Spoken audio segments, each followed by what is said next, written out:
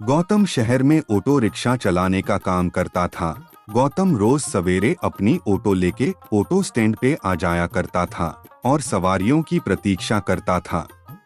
लेकिन गौतम की ऑटो में सुबह से लेकर शाम तक 1 से 2 ही सवारी बैठती थी। कारण था गौतम का ऑटो जो पुराना और खटारा हो चुका था और चलते समय बहुत शोर भी किया करता था।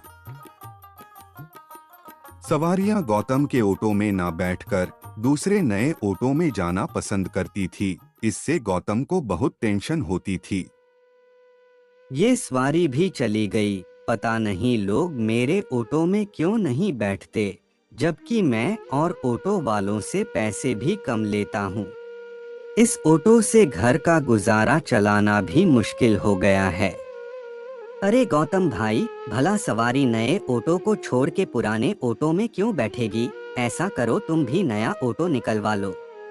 गौतम की आर्थिक स्थिति अच्छी नहीं थी। वो अपनी गृहस्थी भी मुश्किल से चला पा रहा था, तो भला वो नया ऑटो कैसे ले सकता था। गौतम दुर्गा माँ का भगत था, इसलिए वो अक्सर दुर्गा माँ के मंदिर जाकर दुर्गा जी से प्रार्थना किया करता था।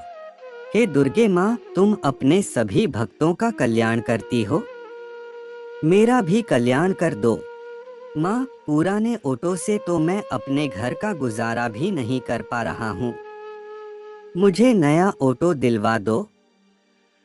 सुबह से शाम तक 1 से 2 सवारी ढोकर गौतम जो भी पैसे कमाता उसमें से 20 रुपए का प्रसाद खरीदकर अपने घर जरूर ले जाता था। ये गौतम का रोज का नियम था। गौतम की पत्नी नेहा भी दुर्गा जी की परम भक्त थी।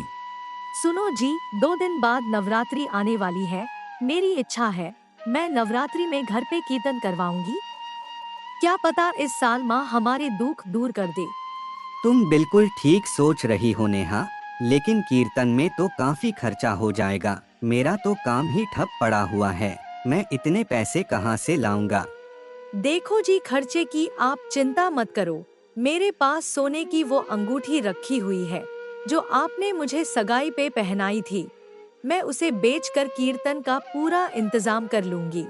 ठीक है नेहा, कीर्तन के लिए जो तुम्हें ठीक लगे वो करो। तभी वहाँ पर निहाल आ जाता है। निहाल गौतम का मकान मालिक था। वो गौतम से कहता है, क्यों रे गौतम, मुझे तू 4 महीने से टरका रहा है, मेरे मकान का किराया क्यों नहीं देता? निहाल जी, आजकल मेरा काम बड़ा मंदा चल रहा है, खाने पीने के भी लाले पड़े हुए हैं, इसलिए आपका किराया नहीं दे पा रहा हूँ। निहाल जी, हमें थोड़ा समय और दे दीजिए, हम आपका सारा किराया चुका देंगे। ठीक है, तुम कह रही हो तो मैं 10 दिन की मोहलत और दिए देता हूँ, लेकिन 11वें दिन मेरा सारा किराया चुका देना, नहीं तो अपना मकान खाली करवा लूंगा। हाँ। ऐसा कहकर निहाल वहाँ से चला जाता है। माता रानी, मुझे इन संकटों से कब छुटकारा दिलाओगी? सहायता करो माँ, मेरी सहायता करो। गौतम स्टैंड पे अपने ऑटो को लेके सवारियों का इंतजार कर रहा था। वहाँ और भी ऑटो खड़े हुए थे। तभी एक बुजुर्ग महिला वहीं पे रोड पार कर रही थी। तभी वह महिला बाइक वाले से टकरा जाती है और एक्सीडेंट हो जाता है और कुछ ऑटो ड्राइवर लोग बुजुर्ग महिला के पास दौड़ते हुए जाते हैं। अम्मा, आपको ज्यादा चोट तो नहीं आई? नहीं बेटा। आपको कहाँ जाना है अम्मा? आइए, मैं आपको अपने ऑटो में छोड़ दूंगा। बेटा, मुझे दुर्गा माँ के बड़े मंदिर में जाना है, लेकिन मेरे पास पैसे नहीं हैं। क्या तुम बिना पैसे लिए मुझे मंदिर तक पहुँचा दोगे? कैसी बातें करती हो अम्मा, तुम पागल हो गई हो क्या? अरे हम फ्री में सवारियां ढोने के लिए थोड़ी ना ऑटो चलाते हैं। चलो रे चलो, ये तो फ्री फंड की सवारी है। दोनों ड्राइवर वहाँ से चले जाते हैं। गौतम बुजुर्ग महिला को कहता है, अम्मा आप चिंता मत कीजिए, मैं आपको बिना किराया लिए दुर्गा माँ के मंदिर छोड़ के आऊँगा। सच बेटा, तुम मुझे फ्री में छोड़ कर आओगे? क्या इसमें तुम्हारा नुकसान नहीं होगा? अरे नहीं नहीं अम्मा, कोई नुकसान नहीं होगा। आप मेरी माँ के समान हैं और एक बेटा अपनी माँ से किराया थोड़े ही ना लेता है।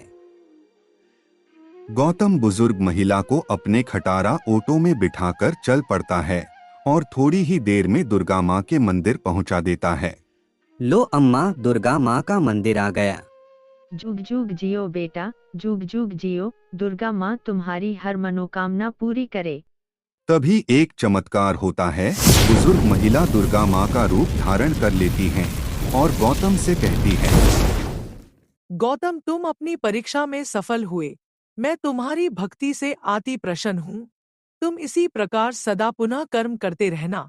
आज के बाद तुम्हारे सारे दुख दूर हो जाएंगे और मेरा आशीर्वाद सदैव तुम्हारे ऊपर बना रहेगा। जय माता दी, जय माता दी, जय माता दी। गौतम वापस जाने के लिए जब अपने ऑटो में बैठता है तो उसकी नजर सीट पर रखे बैग पर पड़ती है। गौतम देखता है बैग में ढेर सारे रुपए थे। गौतम समझ जाता है कि ये पैसे दुर्गा माँ ही उसके लिए यहाँ छोड़ कर गई है। दोस्तों, इस कहानी से हमें ये सीख मिलती है कि जब भी हमें किसी की मदद करने का मौका मिले तो हमें पीछे नहीं हटना चाहिए। विश्वास तो रख उस माली पर, तेरे भाग्य में पत्थर है तो पत्थर ही खिल जाएगा। पता नहीं किस रूप में आकर नारायण मिल जाएगा।